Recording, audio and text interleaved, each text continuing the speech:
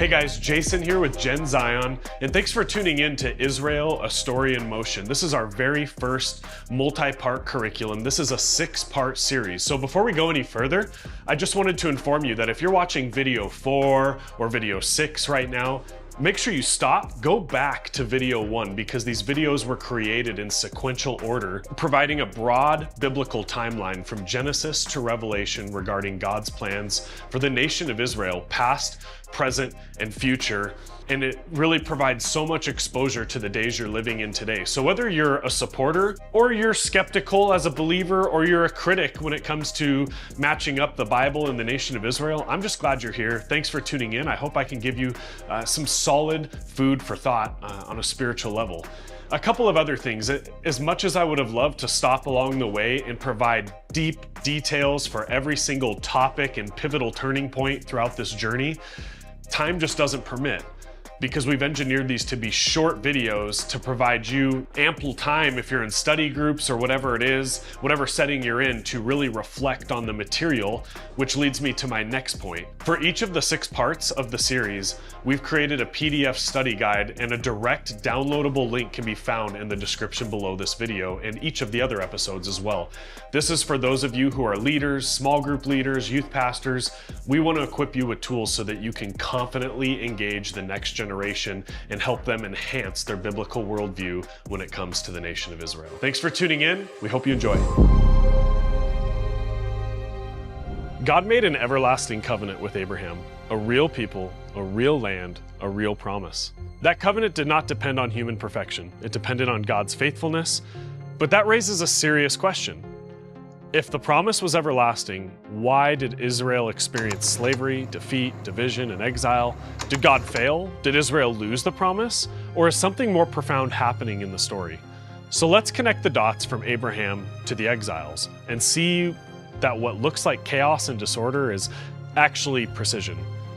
What looks like failure is actually prophecy unfolding in real time.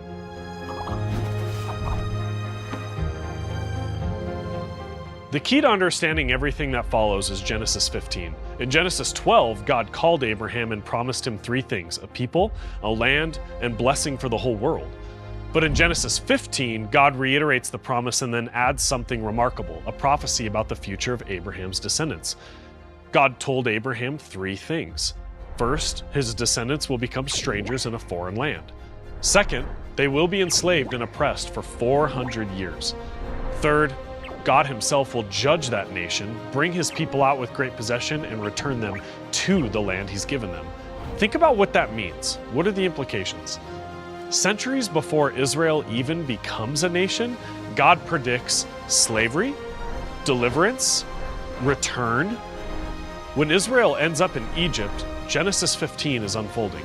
When they are enslaved, Genesis 15 is unfolding. When Moses leads them out in the Exodus, Genesis 15 is unfolding. And when they return to the land, Genesis 15 is unfolding. This isn't random at all. This is prophecy. The story moves from Abraham to his descendants, Isaac, Jacob, and Jacob's 12 sons. One of those sons is named Joseph. Joseph's brothers sell him into slavery and he ends up in Egypt. But through God's providence, Joseph eventually rises to become second in command under Pharaoh. Because of a severe famine in the region, Joseph's family moves to Egypt. At first, Egypt is a place of refuge and provision, but generations later, everything changes. Exodus 1 tells us that a new Pharaoh arises who does not remember Joseph. And suddenly, the descendants of Israel are seen as a threat. So Pharaoh enslaves them. Israel remains a distinct people, but they're a distinct people in bondage. This is exactly what God told Abraham would happen in Genesis 15. For roughly 400 years, Israel grows into a massive population inside Egypt. And then God raises up a man named Moses. The Exodus is one of the most defining moments in biblical history. Through Moses, God confronts Pharaoh and the gods of Egypt. The 10 plagues are not just punishments, but they're demonstrations that the God of Israel is in fact greater than the false gods of Egypt. Finally, after much anguish, Pharaoh releases the Israelites. And just as God promised Abraham in Genesis 15, the people leave Egypt with great wealth, but the Exodus is about more than escape. It's about identity. Because getting Israel out of Egypt was only the first step. The deeper challenge would prove itself to be getting the Egypt out of Israel. And what do I mean by that? Bear in mind that the people of Israel had adopted a defeated mindset. They had become comfortable with slavery as long as it meant survival. Idolatry was the norm on a routine basis in Egypt, but thank God he had greater plans for his people. After leaving Egypt, Israel crosses the Red Sea and enters the wilderness. This is where God begins shaping them into a nation. At Mount Sinai, God gives the Mosaic covenant through Moses. This covenant includes the law, the commandments, and the structure for how Israel is to conduct itself as a holy nation. And here we need to be very clear about something. The Abrahamic covenant and the Mosaic covenant are not the same. The Abrahamic covenant is about the promise, the people, the land, the global blessing, and it is everlasting. The Mosaic covenant is about something different. It governs how Israel will live inside the land. It addresses justice, holiness, obedience, and national responsibility. It also introduces something new, blessings and curses. If Israel obeys God's commands, they experience blessing in the land. If they reject God's commands, they experience consequences, ultimately being driven from the land. But the Mosaic covenant does not cancel out the Abrahamic covenant. The promise still stands. The covenant with Abraham guarantees the future of the nation. Following the death of Moses, under Joshua's leadership, Israel finally enters the land God promised Abraham. Joshua leads the nation across the Jordan River, and the conquest of the land begins. Israel is now living in the very geography God defined. They are finally becoming what God promised Abraham, a nation. But a new question emerges. Will they live according to God's covenant, or will they reject it? The book of Judges answers this question for us. It also gives us one of the most transparent descriptions of human nature in the entire Bible. It ends with a very chilling summary. Everyone did what was right in their own eyes. Israel repeatedly abandons God, turns to idolatry. Each time, the cycle unfolds. The people rebel, enemies oppress them, they cry out to God, God raises up a deliverer.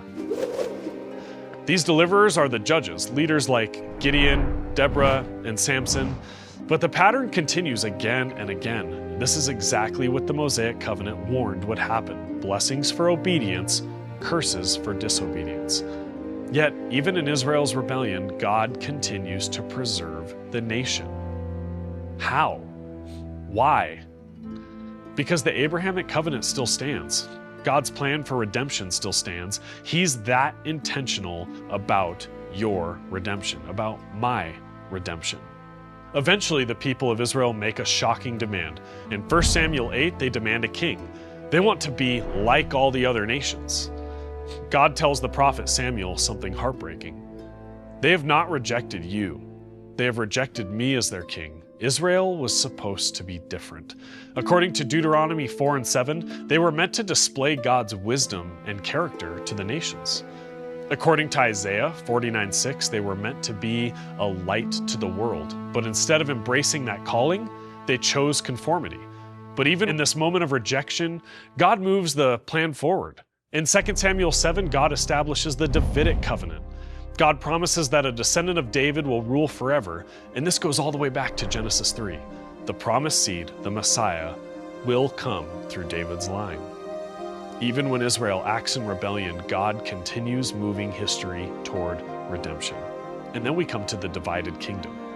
After the reign of David and his son Solomon, the kingdom fractures. The nation divides into two kingdoms, a northern kingdom of Israel, a southern kingdom of Judah. The northern kingdom quickly descends into idolatry and corruption. The southern kingdom has moments of revival, but also deep rebellion.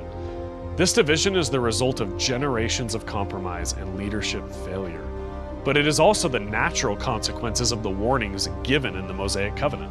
Eventually, the warnings become reality. In 722 BC, the Assyrian Empire conquers the northern kingdom and scatters the tribes. More than a century later, in 586 BC, the Babylonian Empire conquers Jerusalem. The temple is destroyed, the city is burned, and the people are carried away into exile. From a human perspective, it would appear the story is over. The nation is seemingly gone, the land is lost, their holiest site of worship is destroyed. The covenant would seem to be broken. But here's the key. The exile was predicted. Moses warned about this very scenario in Deuteronomy. The prophets warned about it for generations. Exile was not the cancellation of the Abrahamic covenant. It was the discipline of the Mosaic covenant. Even in exile, God continues speaking. The prophet Jeremiah had already foretold that the Babylonian exile would last 70 years. In Babylon, a young Jewish exile named Daniel reads Jeremiah's prophecy. Daniel realizes that the 70 years are nearly complete, so he begins to pray. And God responds with one of the most remarkable prophecies in Scripture, the prophecy of the 70 weeks in Daniel 9. This prophecy is about Jerusalem and the Jewish people and the future of the nation. This prophecy reveals that Israel's story is not finished, the Messiah is coming, and the covenant still stands. Israel did not disinherit itself from the promise. They rejected the blessings in disobedience, they experienced the consequences, but the covenant remained. The Abrahamic covenant secured their future. The Mosaic covenant explained their discipline. And the Davidic covenant guaranteed the Messiah through David's lineage. This is why exile did not destroy Israel. And side note, no other nation in world history has experienced multiple exiles from its ancestral homeland, yet still kept its national identity abroad, then returned to the land. That's how you know God is in this story. God's plan does not collapse when humans fail. And that matters for you and me, because if God keeps his promises to a nation that repeatedly failed, then you can trust him too. Your sin does not cancel his faithfulness. For now, don't forget that history is not random. Prophecy is not allegorical. Real people, real places, real events. And the story of Israel is still in motion.